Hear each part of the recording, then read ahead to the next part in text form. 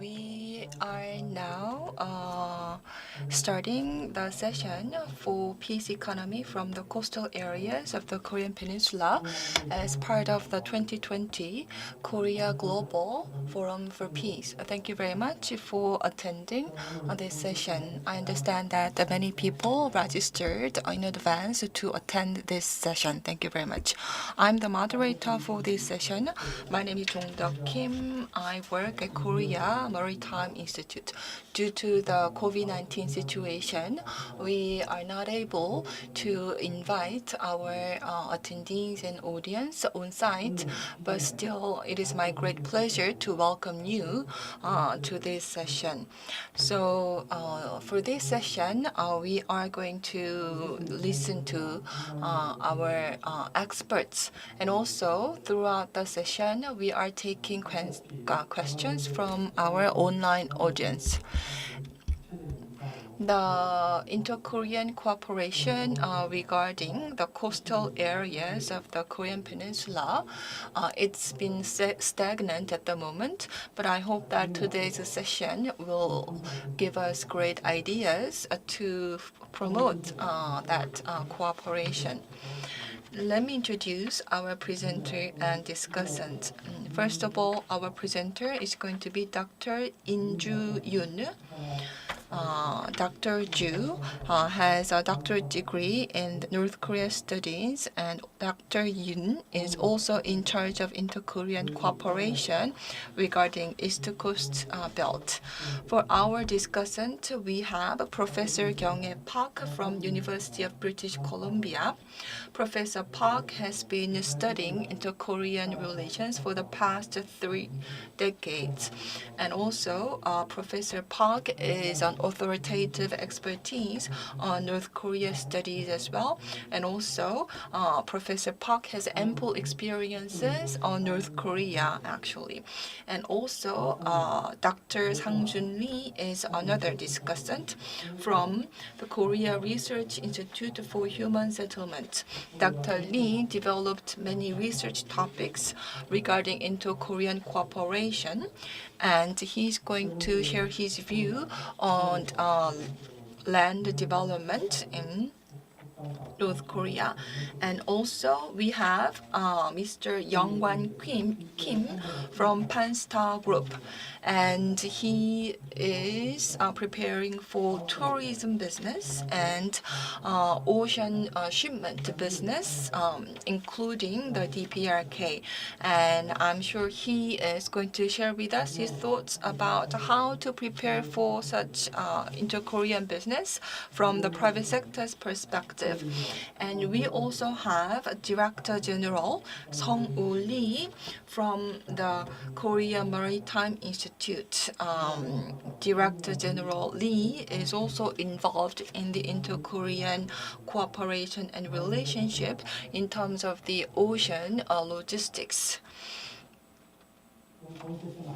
And our session is given about 1 hour and 50 minutes. So if I can share some brief house rules.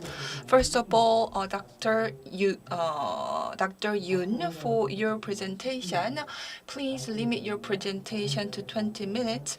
And discussant, please limit your initial comment to 10 minutes.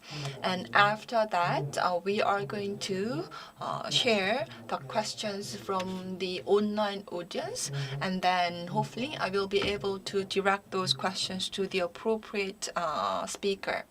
Now, Dr. Ju, please start with your presentation. 안녕하십니까. Good morning. My name is Yoon Ju from the Korea Maritime Institute. Today, I would like to talk about peace economy in the coastal area of the Korean Peninsula, East-West Belt, and Joint Special Zone. Let me go over the objective of the session. The key topic is the peace economy, but the session that is being held under peace economy title is only our session with agricultural session. As there has been deadlock in the inter-Korean relationship, I guess the expectation has somewhat died down in the peace economy and realizing that peace economy. So in this session, I would like to talk about conceptually what peace economy could be and come up up with a creative alternative, and we also like to get your feedback on the future vision. And today we want to focus on the maritime transportation. Many people are living in our coastal areas, and they're playing a pivotal role in economic development. But coastal areas does not stand in isolation with ground transportation. That's why we want to focus on different areas. We don't want to talk about the old areas separately, like environment, fishery, and shipping and port, but we want to talk about the coastal area in line with peace economy. And I would like to go over the joint coastal areas and maritime areas. And also I would like to look at the prospects for coastal and maritime areas, and I will explain looking at the map of Korea. Next, and then end with East-West Belt and Joint Special Zone topic. First, on peace economy. President Moon mentioned that peace and the economy are synonymous, and he mentioned that peace is economy, and emphasized that we aim to establish a peace economy in which prosperity is achieved through peace and also complete our liberation. He also talked about resuming Humgang Mountain tourism as well as economic exchange, and Gyeonggi area and Gangwon-do would be designated as a special economic zone according to his vision. And in peace economy, there is some peace theory that is behind it. First official theory that's applied here is peace economics, which is that it applies economic science to end conflict and settle conflict between nations. And you probably have heard about Immanuel Kant's value of democracy, and people or the society that is democratic is less likely to engage in war. And also, if you look at the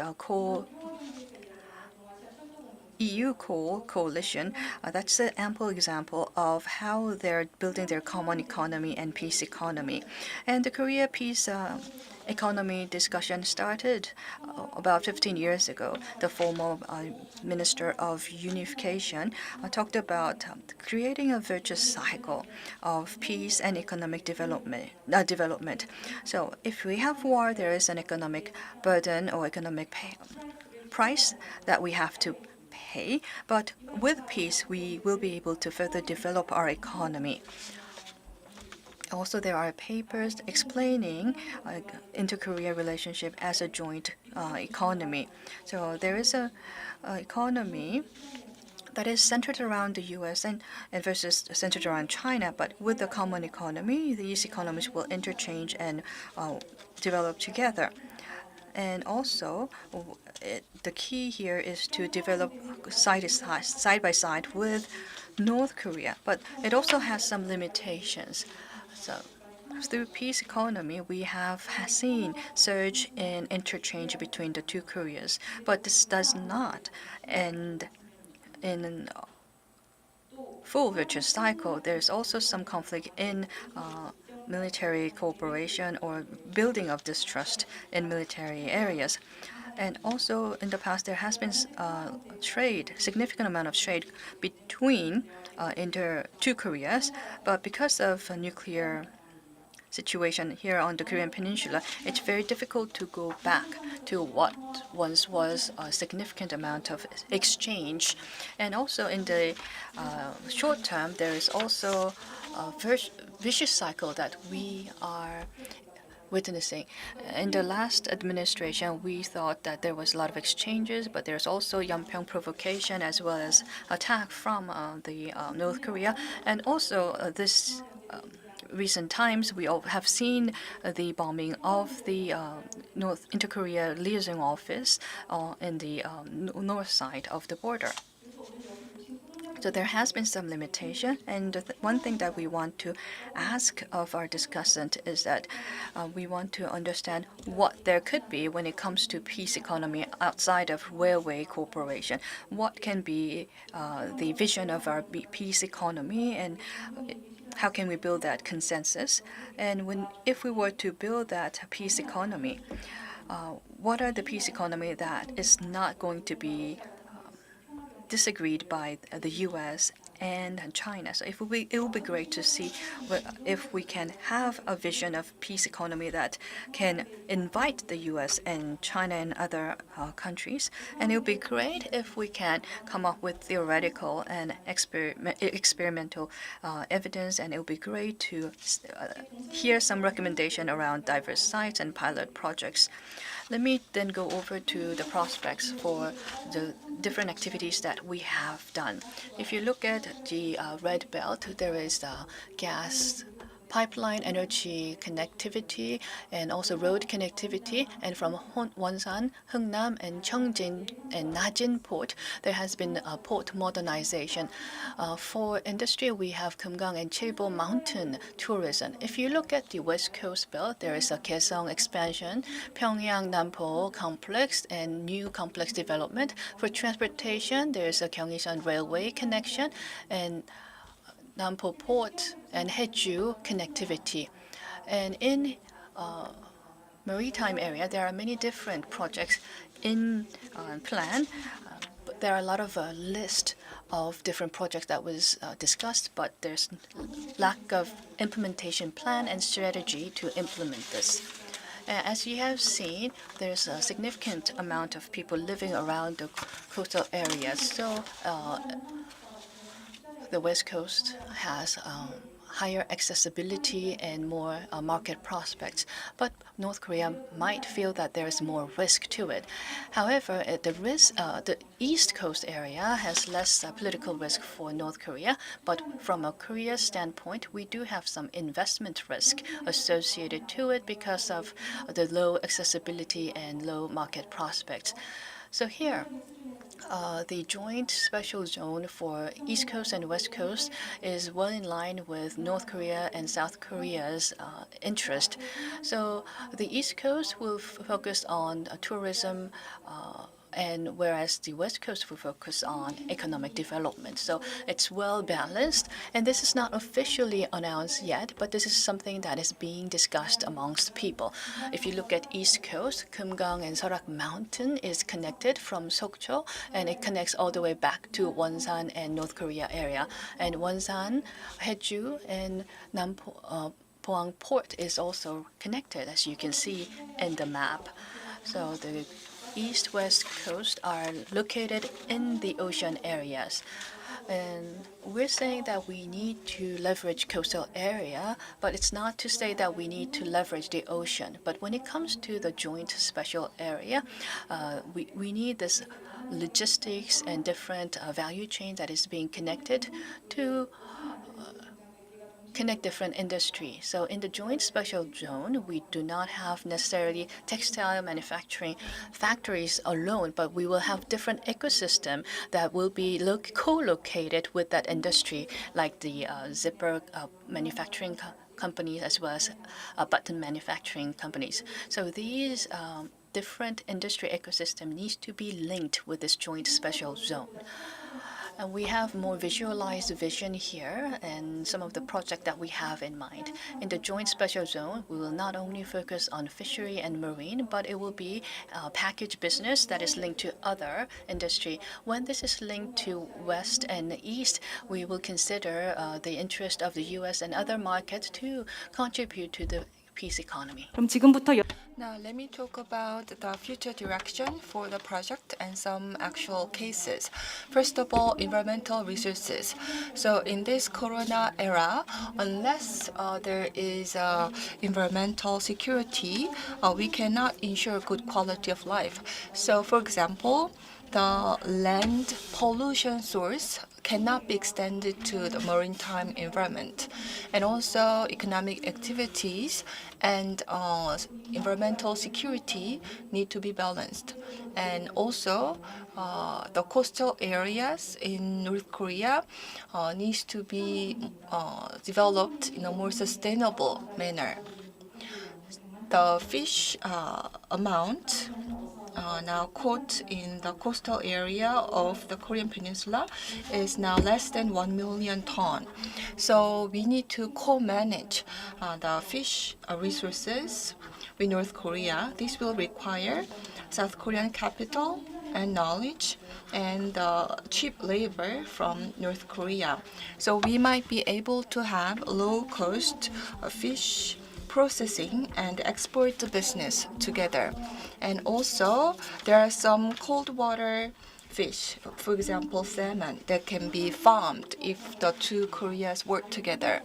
And if you look at the port and transportation line, a single ship is limited in terms of the shipment volume.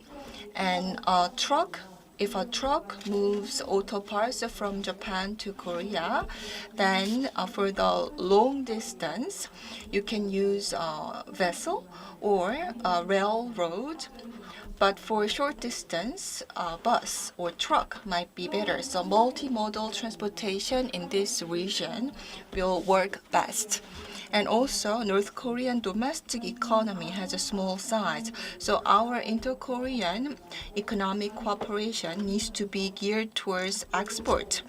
So, for example, we can select a certain site in North Korea where we can import raw materials and then assemble them into a final product and then sell it to foreign markets. So there can be three major areas in the west coast and another three main areas on east coast. Let me take a look at the west coast first. So in this area, 70% of the trading volume between China and North Korea pass through. So here we can set up a few railroad stations and logistics centers. And around these logistics facilities, we can also have export and processing facility as well. And in this area, IT can be a specialty sector. Here, already there are export centers and assembly facilities as well. So we can have a vibrant fishery industry and also assembly and export industry as well. Here, near the NNL area, we can have a maritime wind power plant, and also we can run a pilot program for smart fish farm as well. And also, again, processing facility for export items. And here, we can set up a smart fish farm to monitor what kind of fish might be suitable for farming. And we can also operate cruise ships as well. And we can also develop an industrial park, including some water leisure activities, tourism as well. And here, if you look at the green circle, we can have a specialized business area around this port, and another green mark you can see at the bottom, so we can replicate a similar special zone as well. And in the Cheongjin-Nasan area, this could be a hub area for tourism and transportation.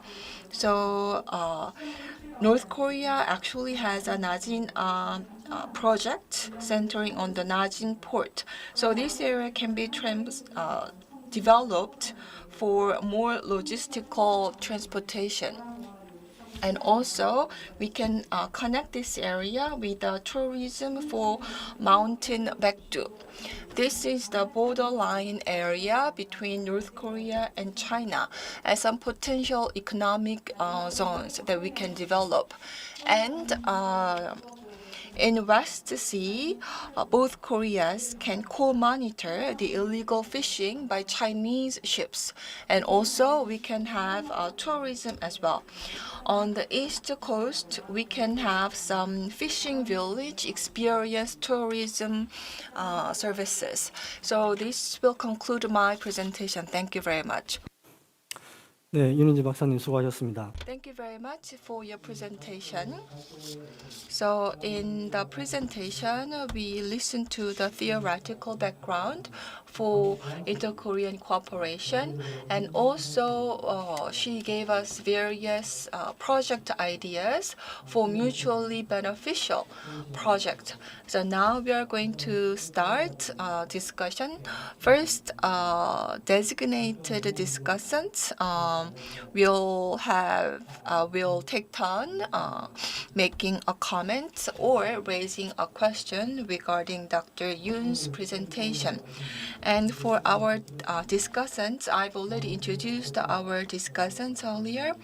But once again, all the discussants have long experiences in inter-Korean cooperation and inter-Korean relationship.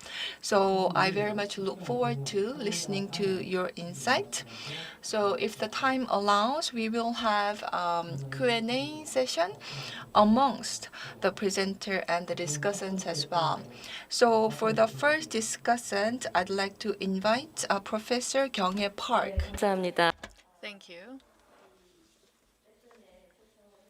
I would like to thank our organizer for inviting me, and also Dr. Yoon has talked about the East Coastline, West Coastline Special Economic Zone for Maritime Cooperation. Her paper and her presentation was very well presented and analyzed in understanding what potential there might be. I'm not an expert in maritime resources, so I learned a great deal. So I won't be able to comment on the detailed projects regarding East and West Coast development. So I'm sure my fellow discussant will be able to comment on that. But my talk will focus on the considerations that two Koreas needs to look into when there are cooperation going on in building peace economy going forward. Some of the considerations that we need to keep in mind in inter-Korean cooperation is, first, we need to understand the need of DPRK. So we need to focus our cooperation on areas where we can reflect DPRK's needs. And currently, what DPRK is voicing is that there's food shortage issue. They're also suffering from hard currency. Shortage of foreign currency is something they're also voicing. And so lack of food and lack of hard currency is something that we need to consider. And we believe that fishery and maritime cooperation is something that can solve both of that. Because food or fishery can improve nutrition and food shortage in any economy. And as you know, in 2015, North Korea developed Seppo complex in Gangwon province, and they encouraged in developing that complex. Seppo is one of the area or port area in Gangwon province, but it's a very difficult and rough land for people to live. It's almost impossible for people to go and live, but people did migrate to that area for Seppo development. And I asked North Korean residents on why are you doing this? And they said they want to build a livestock complex to provide high quality protein to DPRK people. That was done in order to solve malnutrition issue of North Korea.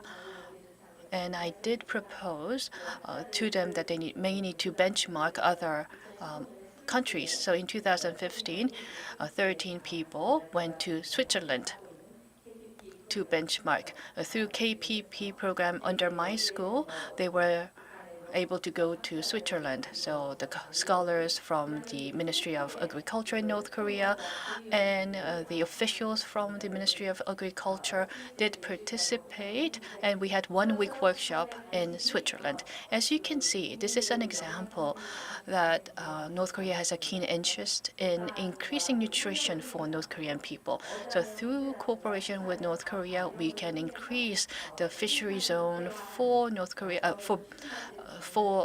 two Koreas, and so it would be great to cooperate on increasing fishery output as well as in maritime areas. And fishery is also encouraged in North Korea. In 2014, there were 13 economic development division in North Korea, starting with Nasan area. They extended that division to Wonsan and Mashingyeon. And I was able to visit 8 areas with a panel of experts from other countries. When we went to Nasan to visit site, Nasan was one of the best practice area, and they had a fishery facility.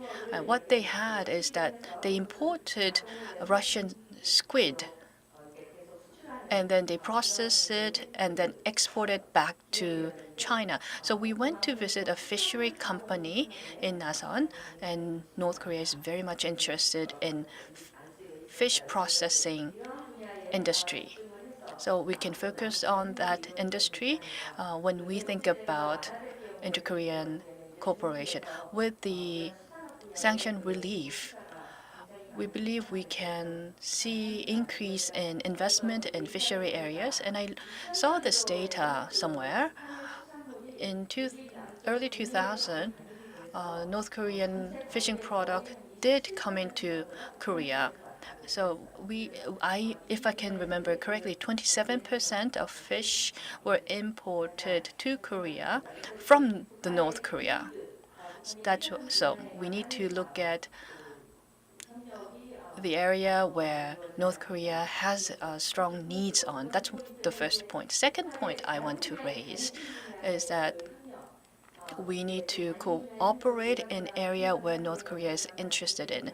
Potential areas, in my view, first is maritime tourist, including Wonsan, as well as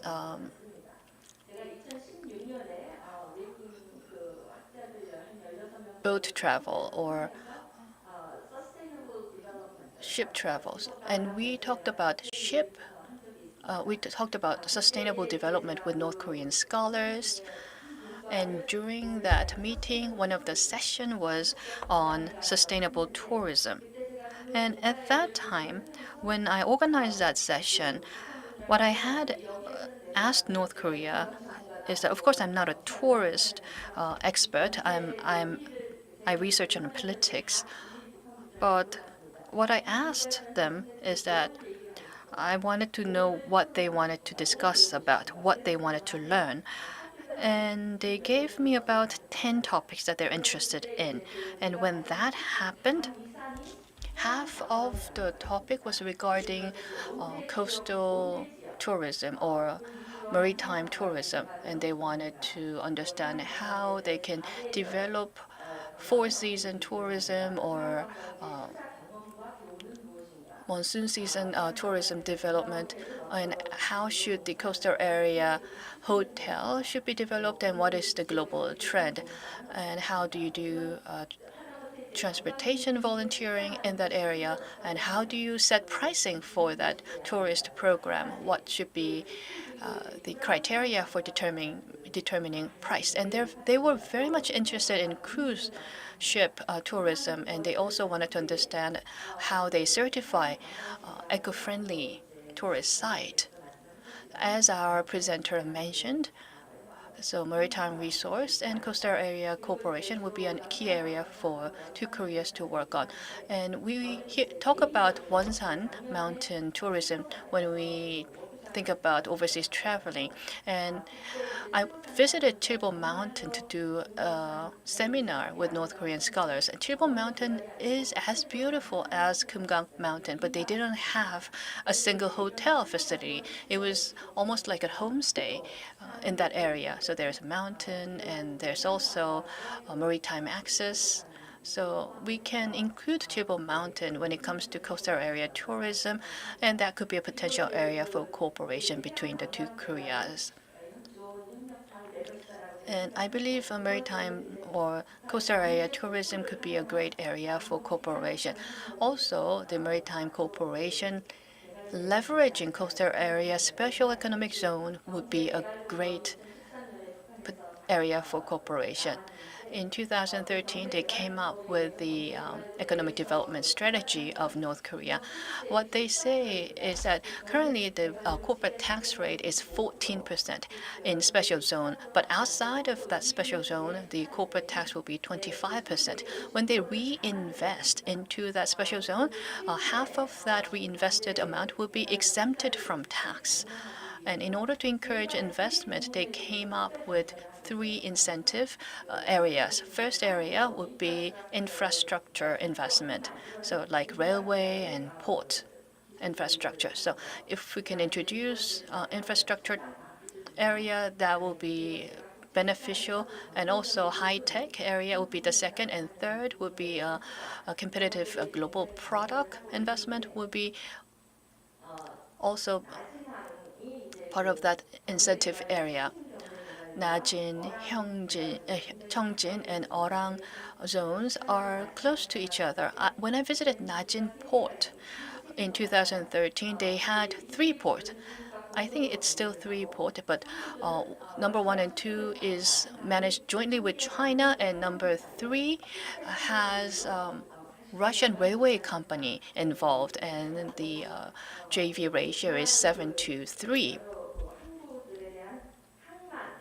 So port modernization cooperation is something that we can potentially work on. So we can tap into those potential and ask whether they have willingness to work on those areas with Korea. North Korea is very much interested in BOT approach, build, operate, transfer approach. So because they're very much interested in BOT area, in 2013 and 2014, I had 2 rounds of special economic zone meeting or conference in Pyongyang, and I was asked to talk about BOT approach. So that's some topic that we can also consider. And Cheongjin Development Zone. So when you look at North Korea, from north to south, I had a tour of their development zone. And I asked a panel of experts from overseas on how they felt about these zone, and which zone do you feel that has the most potential. And many pointed out that Cheongjin has the most potential. Hamgyong North Provincial Area has 4 economic zones, and Cheongjin is an economic zone, and there's Orang Fishery Zone, and Onsong Tourist Zone, and Gyeongwon Economic Zone. These 4 zones exist in Hamgyong North Provincial Area, but many pointed out that Cheongjin has great potential in terms of logistics and land development. That was the view from the expert, because they had railway, they had port, and there's also airport, Orang Airport, and there's also steel mill, and there's also university nearby to nurture talent. So when we develop our cooperation, maybe we can focus more on Cheongjin zone. That's one idea. Thirdly, I believe North Korea is very much interested in sustainable coastal management. I myself want to do a joint project on coastal management project, and I also want to learn from our talents with the Korea Maritime Institute. So we have extensive development in coastal areas. Sometimes it's too much development to destroy environment. So if we can share our experience and our learnings and our key findings, that will be also very much preferred. Water pollution, ocean pollution, and deforestation all have adverse effect on maritime ecology. So therefore, we may do a joint study on that. That's one potential area. In 2013, 3 years ago, I visited Paektu Mountain to do a workshop on water resource management. North Korea is also very much interested in water resource management. And last but not least, in September 19th joint declaration, we have signed different areas like East Coastal Area and West Coastal Area zones. That's a great idea. And what I want to emphasize in closing is that in order for us to promote cooperation, we need to do talent development. So knowledge exchanges and knowledge transfer to do talent development is necessary. One of the programs that we do is KPP, Knowledge Partnership Program. We've been doing it for 10 years, and I invite 6 professors from North Korea every year, and they stay with us for 6 months. And over 50 scholars from North Korea have come to us and have returned. Most of it was an area of economy, but I also invited scholars from forestry and fishery. So we need to do a joint due diligence and joint research. But talent development in North Korea is an urgent matter. So not just cooperation between 2 Koreas, but maybe we can invite a third country to participate, and we can leverage international conferences to exchange knowledge between the 2 Korea scholars. So I've mentioned a few things, but in order to promote maritime cooperation, we need basic foundation, and that is something that we need to prepare in advance. Thank you for listening. 감사합니다. 오늘 Thank you, Professor, for your comment. And we were able to glean from your experiences, so thank you very much. And you commented on fishery area as well. 굉장히 Fish grows faster than crops, so you can do and realize benefits early on in terms of timeline. As you'll know also, we do have experience in exchanges and economic cooperation between the 2 Koreas. And also, geographically speaking, we can easily connect with North Korea through ground and sea. So we're doing extensive research, but we hope to see more in this area. You also mentioned about tourism as well as infrastructure projects. And during discussion, maybe we can go deeper into that topic. Next, we want to invite Dr. Sang-Jun Lee. 예, 부탁드리겠습니다. Please go ahead, Dr. Lee. Thank you very much. Hello, I'm Sang-Jun Lee. Thank you very much for your wonderful presentation, Dr. Yoon. And you talked about how we can form an economic belt by connecting joint economic special zones. And also you talked about the coastal area and the potential projects along the coastal area, and that was really helpful. And as Dr. Yoon mentioned, peace economy. What is the significance of peace economy? And there was actually October 4th a declaration, and we already agreed on doing more exchange via ocean, and also hopefully that will lead to peace economy and more political stability.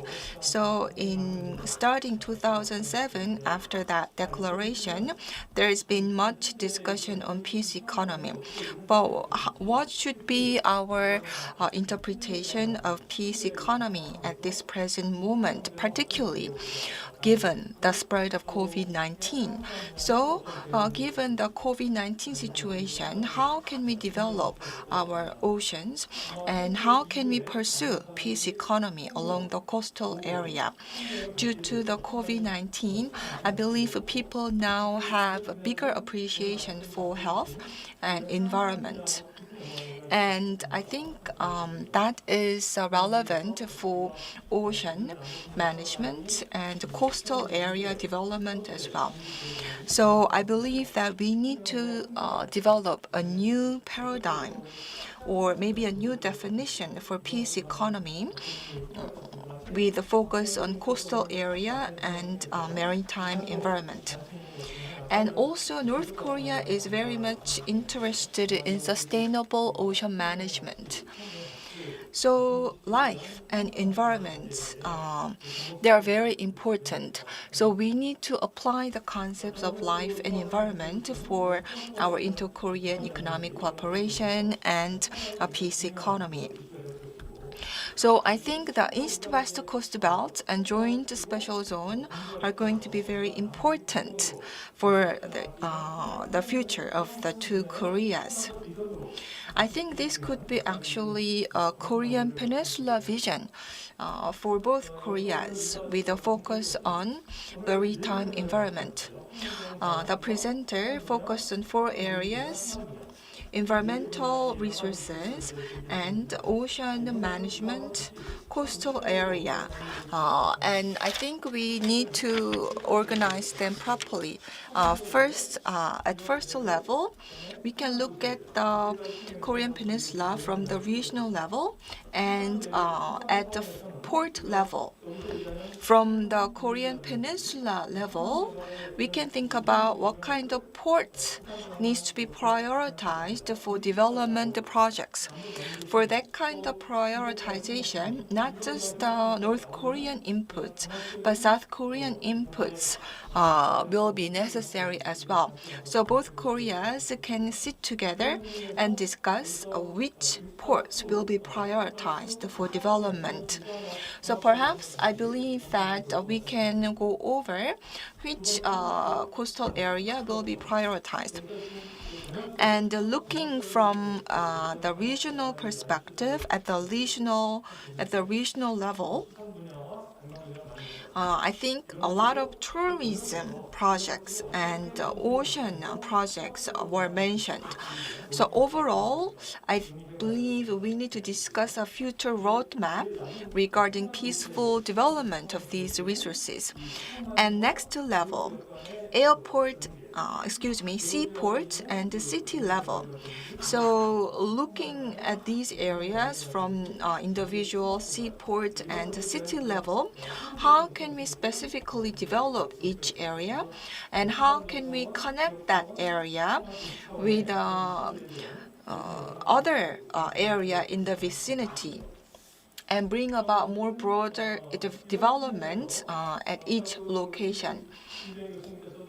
And as Professor Kyung-Hye Park just mentioned, we also need to develop human resources. Because when we talk about socio-economic exchange, particularly, I think we need to first connect more seaport cities. For example, Busan from South Korea can be connected with other seaport cities in North Korea. For example, Nasan, Wonsan, and other seaport. So maybe seaport cities from both Koreas can start people-to-people exchange programs first. So actually 10 years ago, there was some proposal about a port alliance in the East Asia region. So Port Alliance project was about building a cooperation network among seaport cities in East Asia. I think think the two Koreas can initiate such a seaport exchange program starting the Korean Peninsula. And also, there were many proposals about the ocean segments, so to speak. I think we've been already talking about this between two Koreas for some time. So we already know what are the issues. So we need to encompass our past discussion points as well. Um, uh, one of Dr. Yoon's project idea was to encompass a particular region, including Jeju, and but that idea is not completely new. It means that we've already talked about these issues for some time, and we need to re-embrace them. But now we need to consider new factors such as COVID-19 and more consideration for the environment. 윤인주 박사. Thank you for that comment. Dr. Yunin Ju talked about regional development with limited size within the North Korea. Of course, we have a long way to go, and we also need to come up with the details. But in order to promote our discussion, I think that is a great agenda to further develop. We need to look at this in a multidimensional way, from the Korean Peninsula perspective, an urban standpoint, regional standpoint, as well as a global point. So we can build a tightly connected cooperation and economic zones. If we are permitted further time, we will go into the depth. And now I would like to invite Mr. Kim for discussion. Thank you for Dr. Yoon's presentation, and thank you for two great comments. I am an entrepreneur, and I want to talk about the experience that I've had in working in the field. When it comes to international or inter-Korea cooperation, and in order for inter-Korean cooperation to bear fruit, what are the things that we have to keep in mind? As we all know, there is a serious UN sanction going on. How severe is it? As Professor Park mentioned, the company that was mentioned is Larsen, and Larsen company is not the subject of the sanction. Larsen Continents is a Russian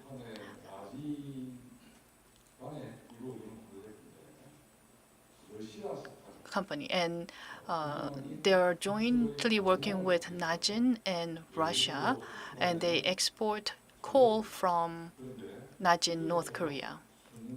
And for a couple of years, it has been suspended.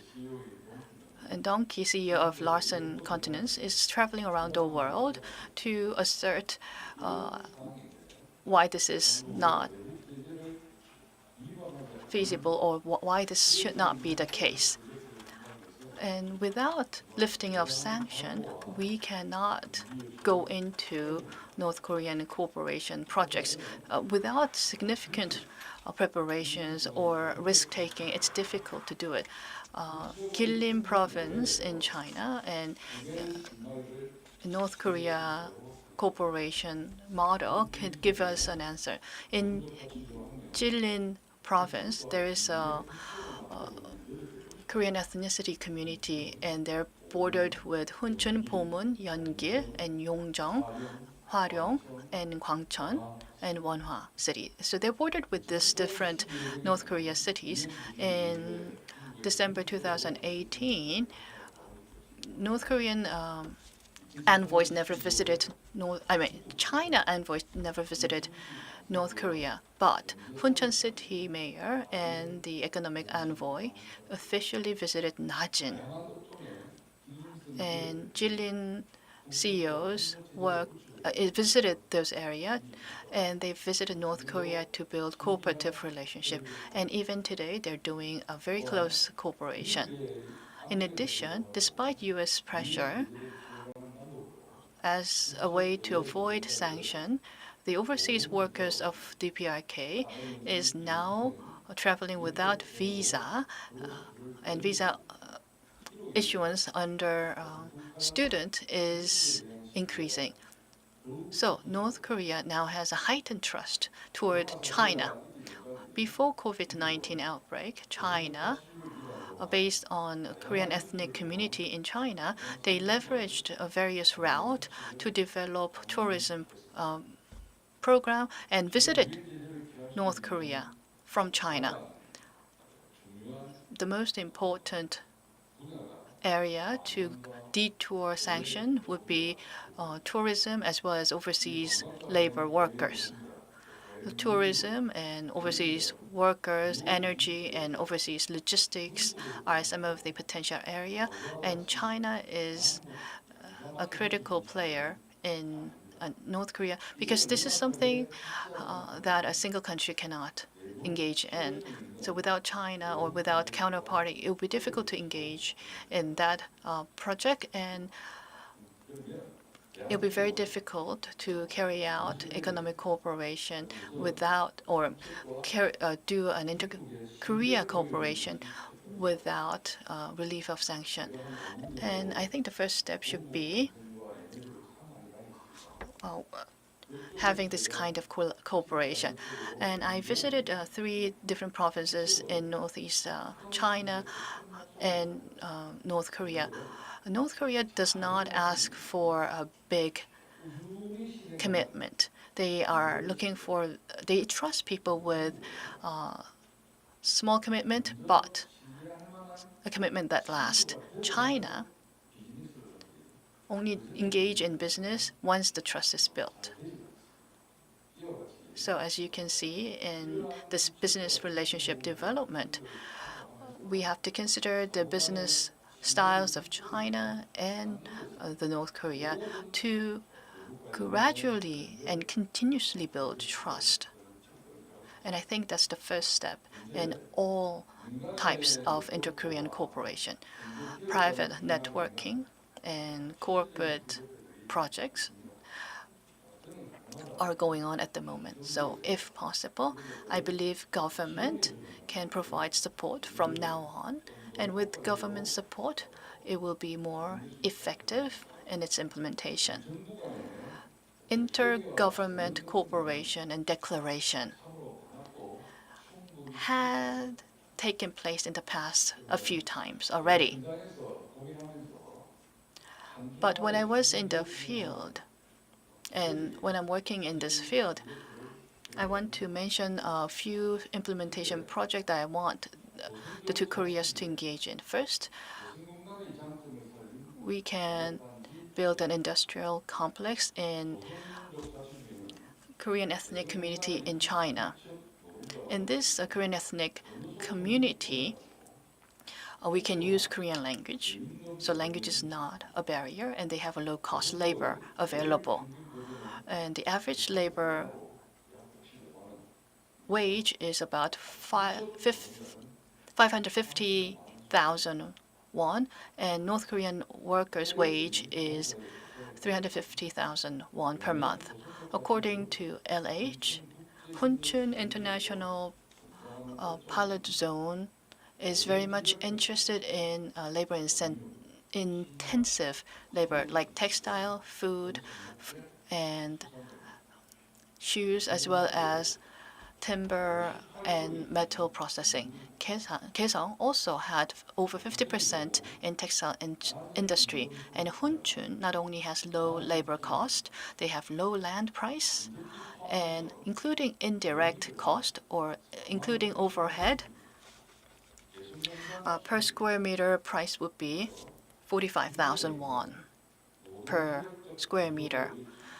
So we can go into highly labor-intensive area and transfer that business to China, where the Korean ethnic community is. And LH also said that there's a high visibility. China will detour sanction to work with North Korea, and I'm sure North Korea expects Korea to do the same. Within this year, Ningbo Port, which is next to Shanghai, can be connected to Busan, and it could now go to Huncheon of North Korea. So the ocean ship line will be opened, and Yeongil can also connect to North Korea. So there is connectivity in terms of accessibility and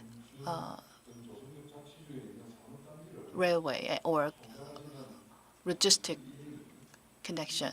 And also, even it's COVID-19, even there is a COVID-19 outbreak, we're also discussing potential for connecting these different destinations. And also, we can do individual tourism in connection with Korean ethnic community in China.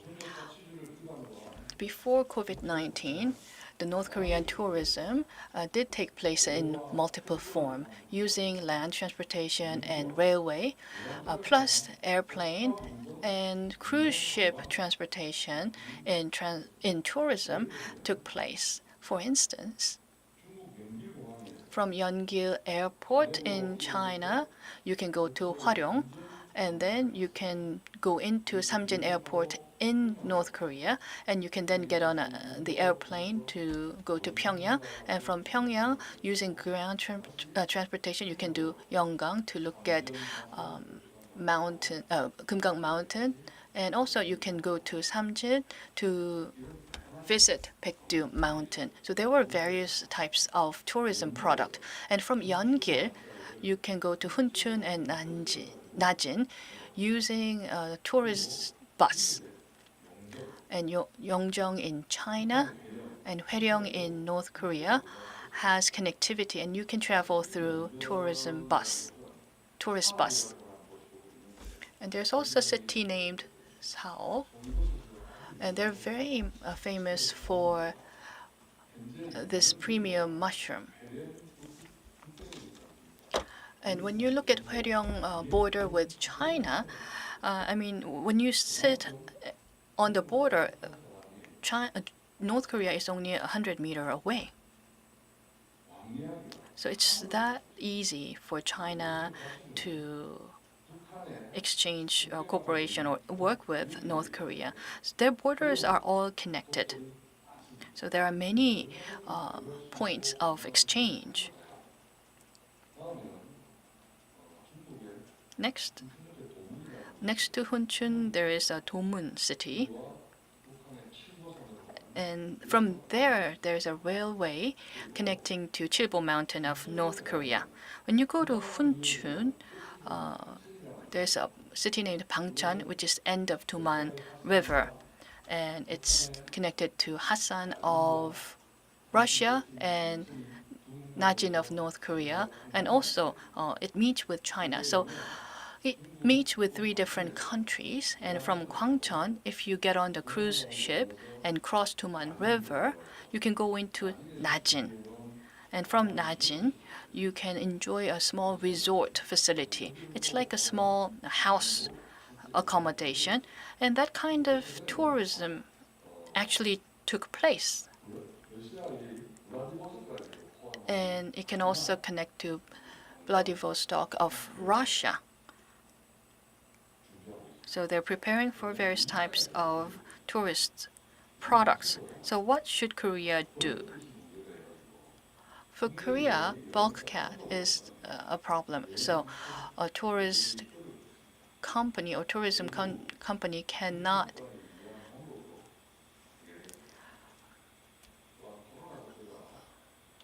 invite different tourists on their own. So we need to work with Chinese travel agency as well.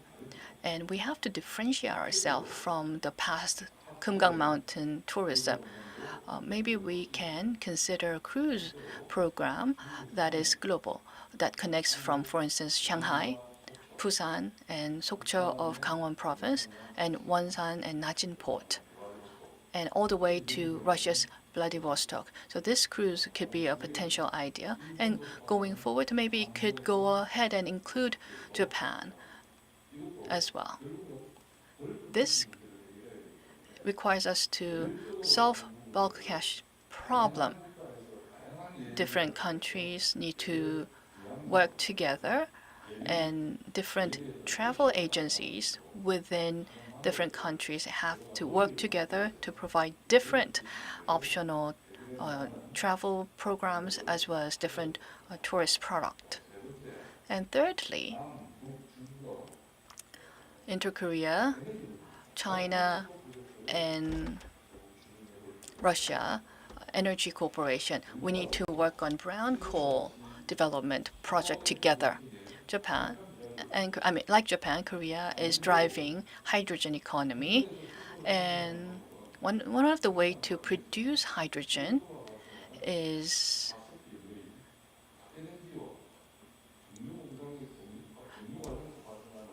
there is a CO2 emitted from fossil fuel, and there's biogas that is produced from burning fuel. So hydrogen needs to be imported in massive scale from overseas. Korea actually need to import about 50% of its hydrogen from overseas. For Japan, since 3 years ago, in order to prepare for Tokyo Olympics, to make it hydrogen Olympic, companies and government are working hand in hand to secure hydrogen, which is most feasible and economic. So they're working with state of Victoria in Australia to import brown coal.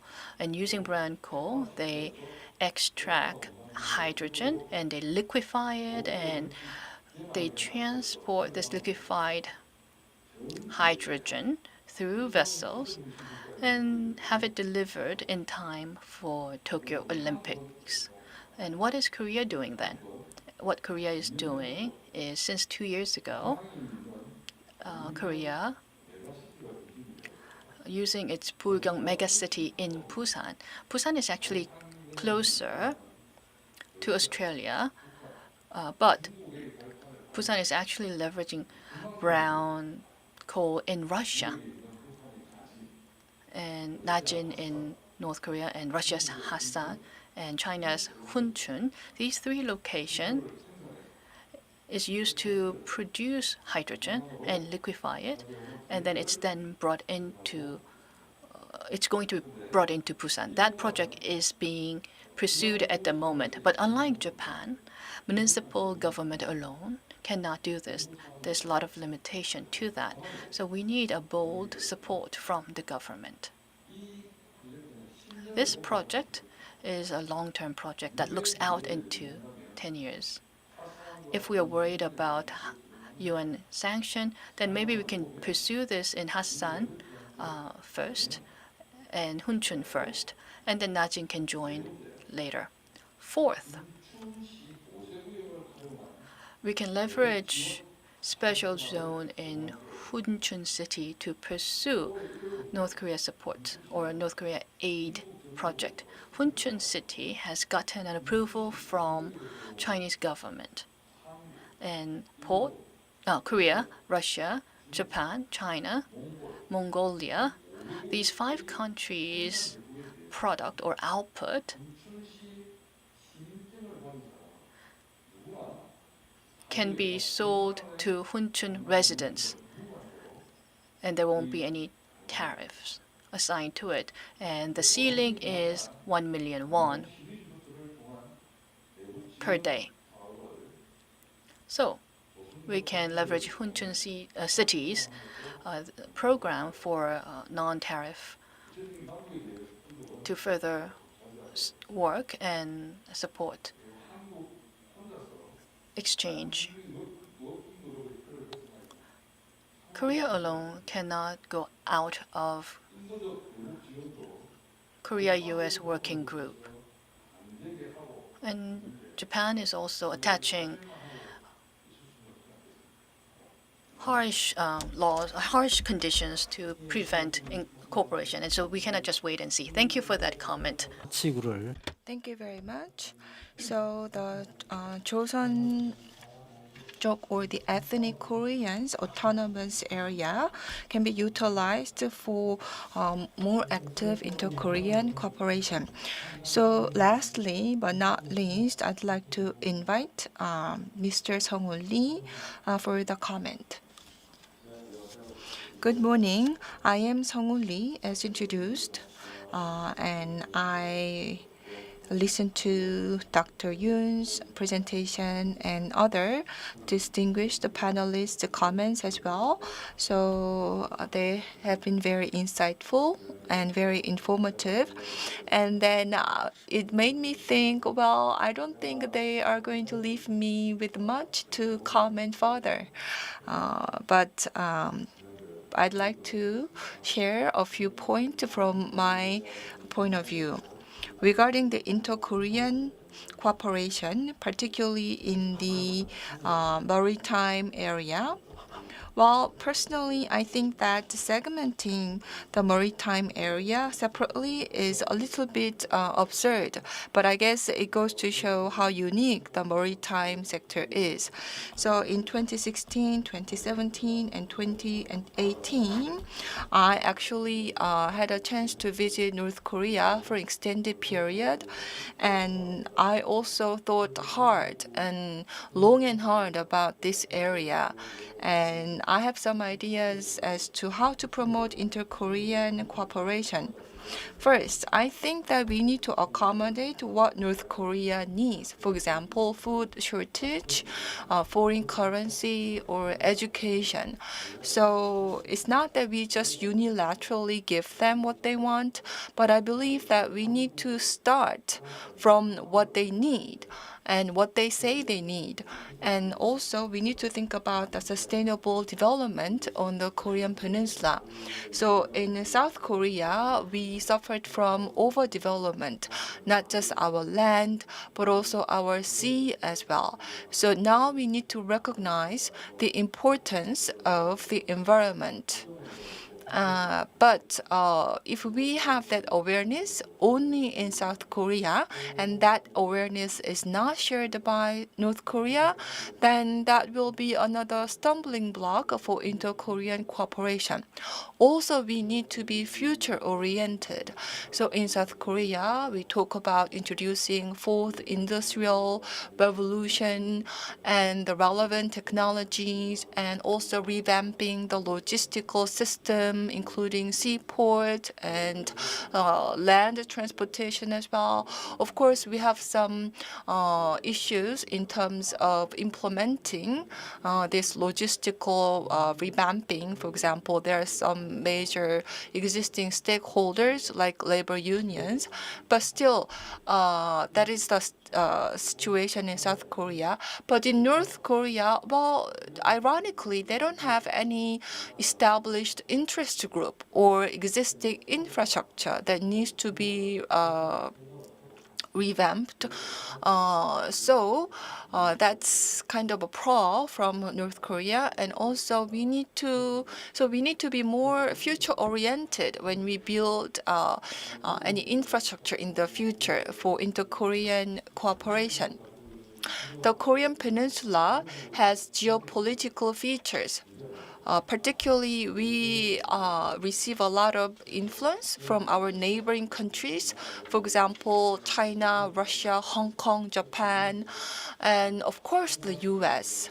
So the US, for example, if we want to pursue the inter-Korean cooperation, we cannot exclude the US. We must include the US so that the US will not oppose the inter-Korean cooperation. And also, there is a severe conflict within South Korea. So we need to resolve that as well. So when we talk about providing aid to North Korea or promoting inter-Korean cooperation, there's always strong opposition coming within South Korea. So we need to find a way to resolve that. So this is not simply for sustainable development, this is for sustainable future for the Korean people as a whole. And the peace economy.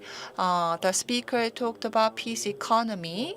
And for me, usually I talk about peace economy from a geographical perspective because we have geographical advantage. I mean, the Korean Peninsula has geographical advantage. That's why Korea Peninsula is also subject to geopolitical factors. So we need to take advantage of the geographical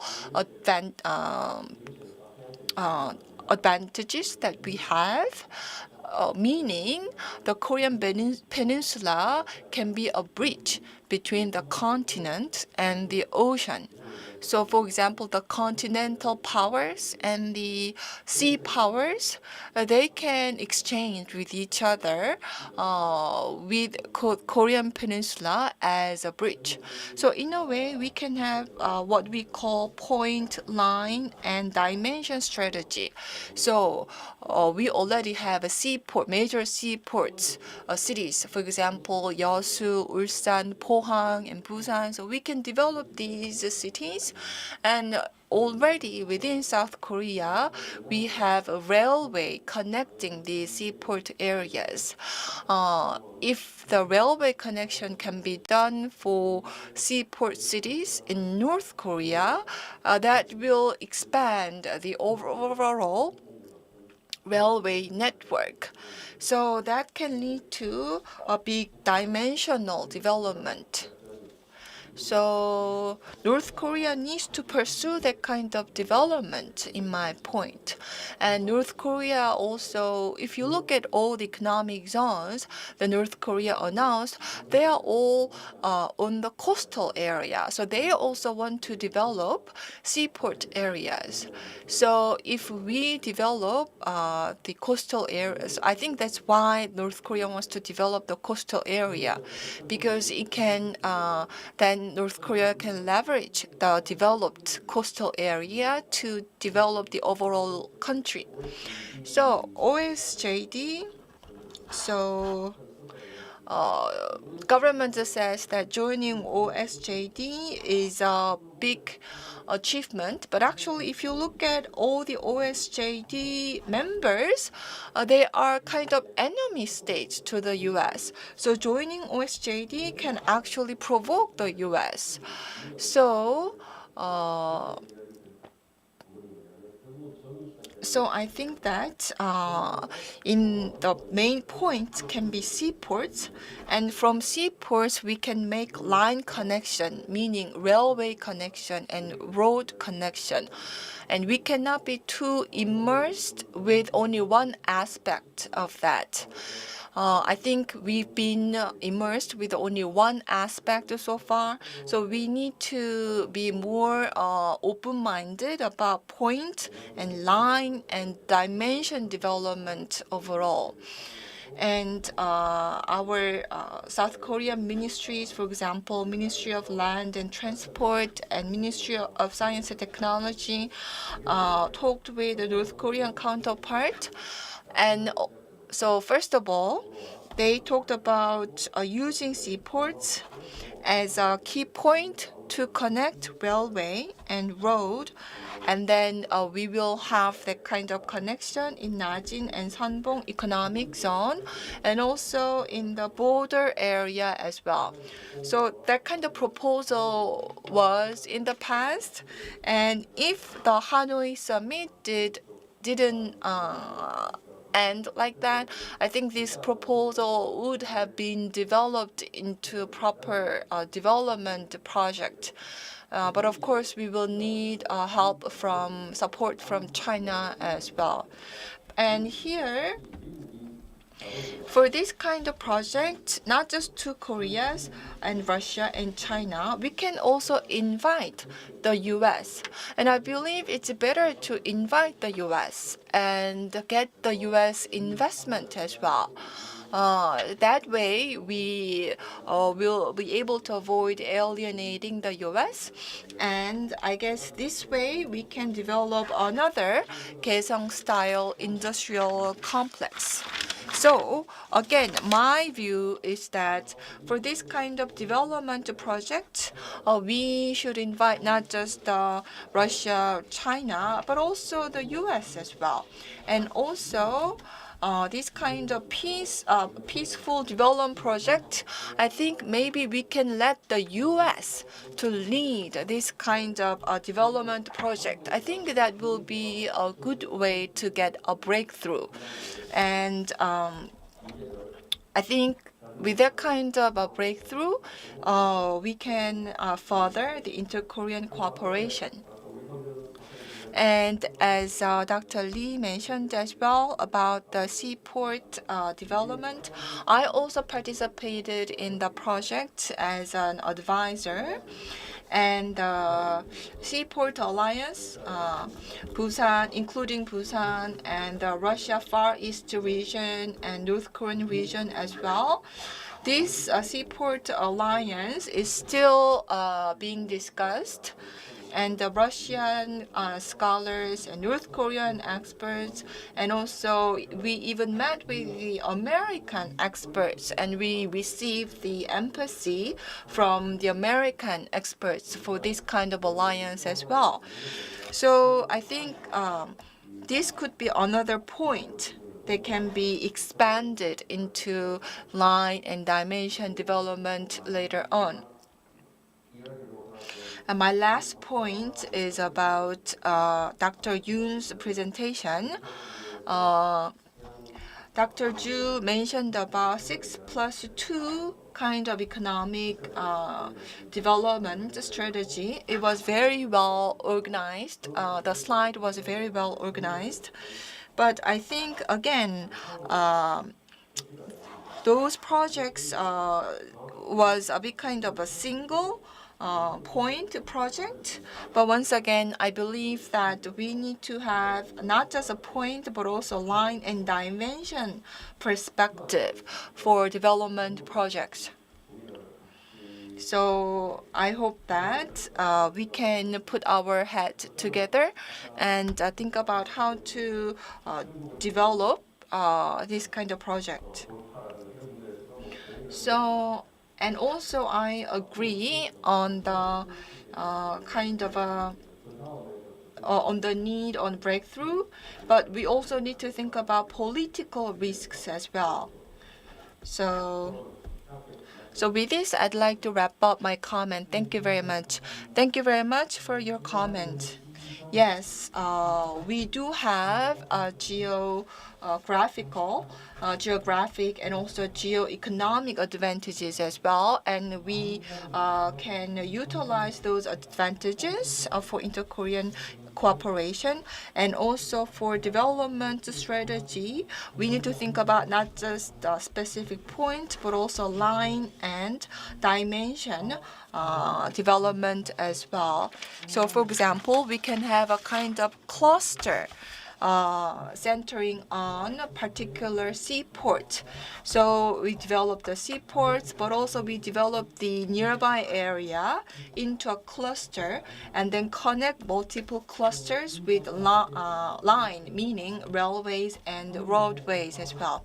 And also, these projects should have some key differentiating characteristics depending on each region.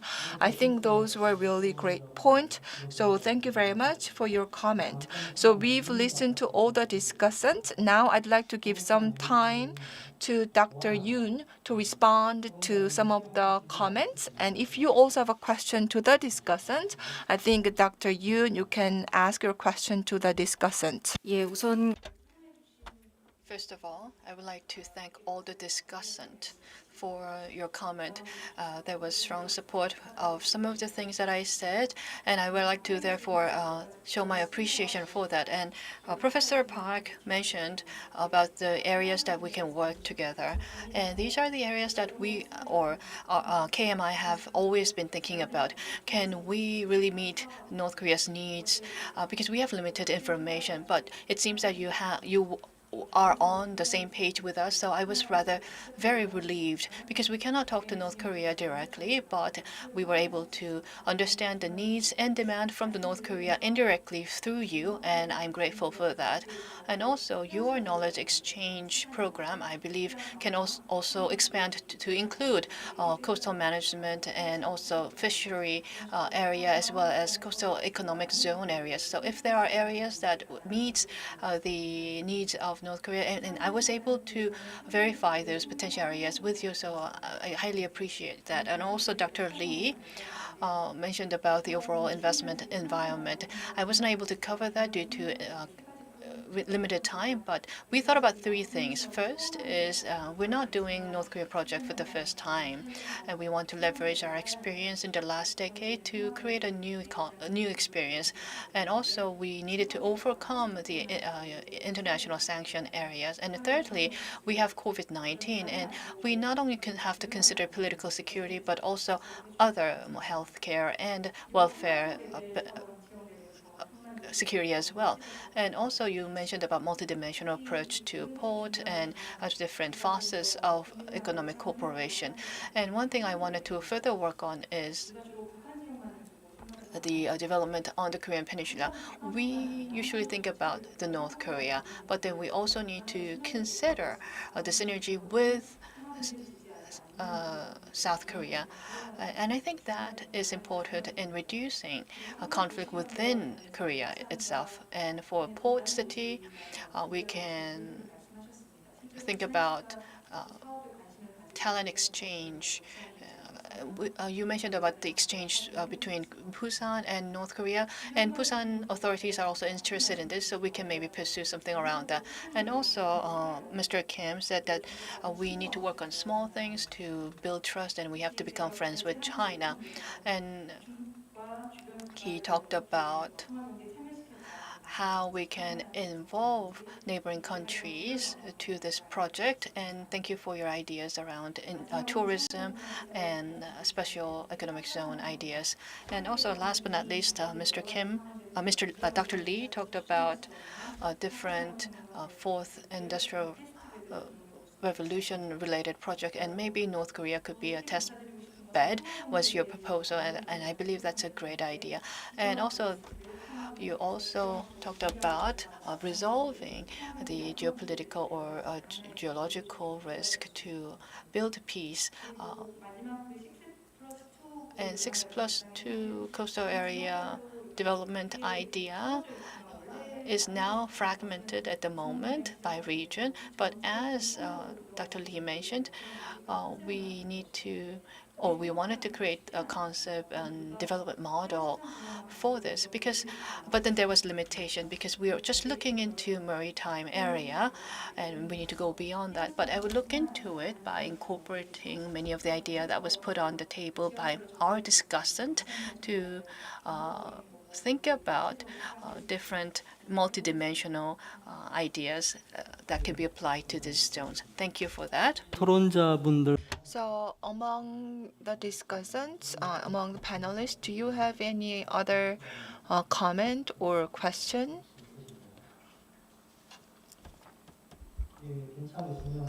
If not, then I'd like to move on to the next kind of segment, which is to entertain questions from our online audience.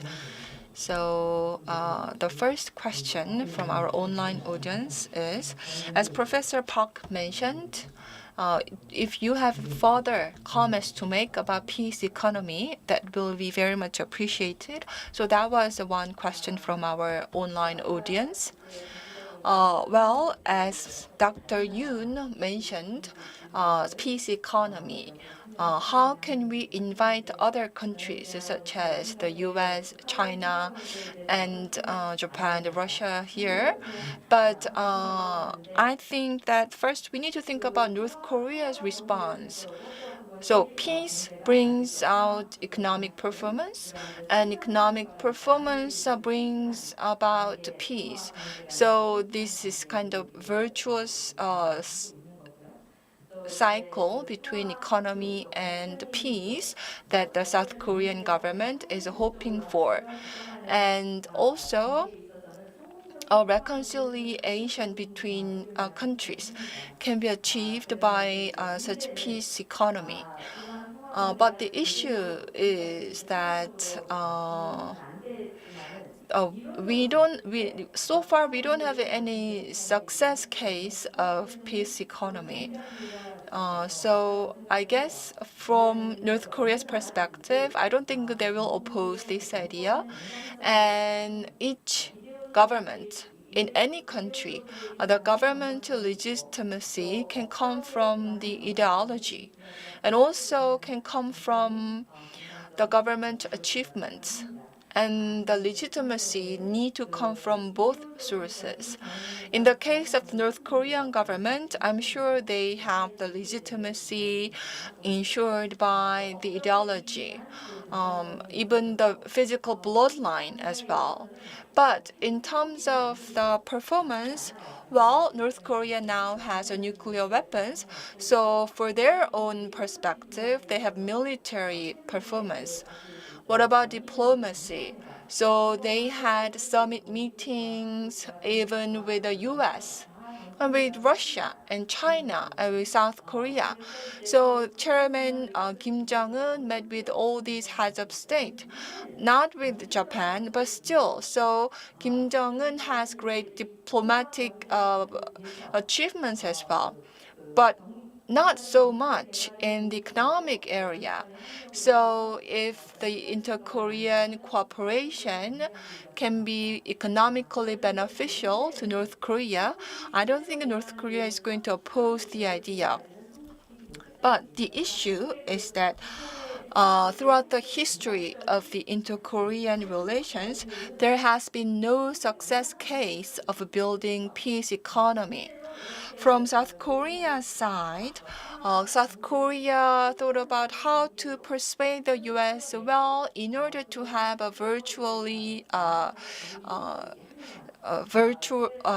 virtuous cycle between peace and economy on the Korean Peninsula. So for South Korea, it's the main preoccupation was to persuade the U.S. So, but so far it's not happening yet. 예, 미국과의 The relationship with the US, and along with that we have different layers that we have to consider. And of course, US is also a very important stakeholder in inter-Korean relationship. So we need to have a system to really involve different stakeholders within our dialogue. We have two more questions. First question is for Mr. Lee. When you look at different inter-Korean initiatives or programs, how is the Metropolitan Development Project linked to the Korean New Deal project? Dr. Lee, are you able to comment on this? Well, it's challenging, but what I can say is that the West Coast Economic Zone is now being discussed with the central government and also the municipal government. One thing I proposed recently is that in order for, if we can have a peaceful discussion between the two Koreas, and if we can talk about NNL and Han River usage, and if we can have peaceful use of that, and in 1950s, Han River used to play the role of a port in the early industrial days. Han River, there's a West River and Yanghwa River. It used to be port. And in Gwanghongchang area, it's subway line number 6, but it used to be the logistics hub. And once we can have that logistics infrastructure, we'll be able to have logistics hub, and Ganghwa Island and Kyodong could be included. And North Korea, Song and Haeju could be a new site for a joint economic zone. Once we can create that, many talents in the metropolitan area can work on the fourth industrial revolution areas and share knowledge around digital technology. And many youth in Korea has very different and advanced AI technology or blockchain or cloud or robotics technologies. Reversely, North Korea,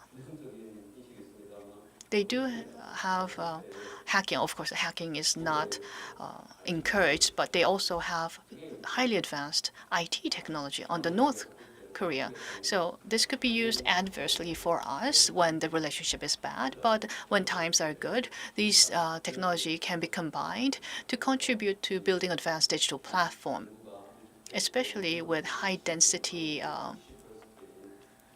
population area, such as our metropolitan area, as well as North Korea's metropolitan area, can work together hand in hand to create a joint economic zone.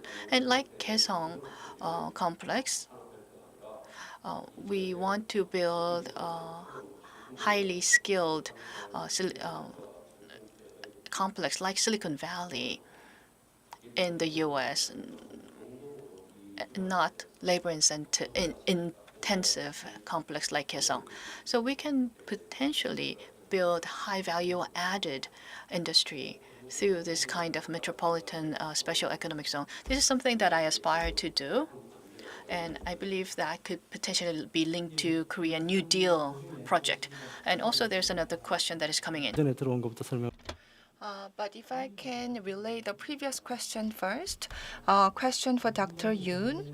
So in the current process of building peace economy, there's going to be a lot of political opposition. For example, we have UN sanctions, and also some countries will oppose as well. So I'm sure there are some things that needs to be done in short term or more immediately. But still, if we want to ensure support from neighboring countries, what should be done beforehand? So yes, I know it's a tough question, but if you have any view on this, well, any project that can be done immediately, well, I guess there are so many political challenges. As you are well aware, for example, the humanitarian aid provision. We can provide humanitarian aid, but the logistics of it can be subject to the sanctions. And the U.S. will oppose to suspend the sanctions. So how can we persuade the U.S. to allow the humanitarian aid to enter North Korea? For the humanitarian aid projects, some projects can be exempt from the sanctions. So we are now trying to persuade the relevant parties to participate. But still, there is a big political challenge. And because of the political risk, I don't think these are going to be done anytime soon. So there are some ideas for projects that can be done, but again, it's not feasible at the moment. So for example, maritime cooperation is subject to sanctions.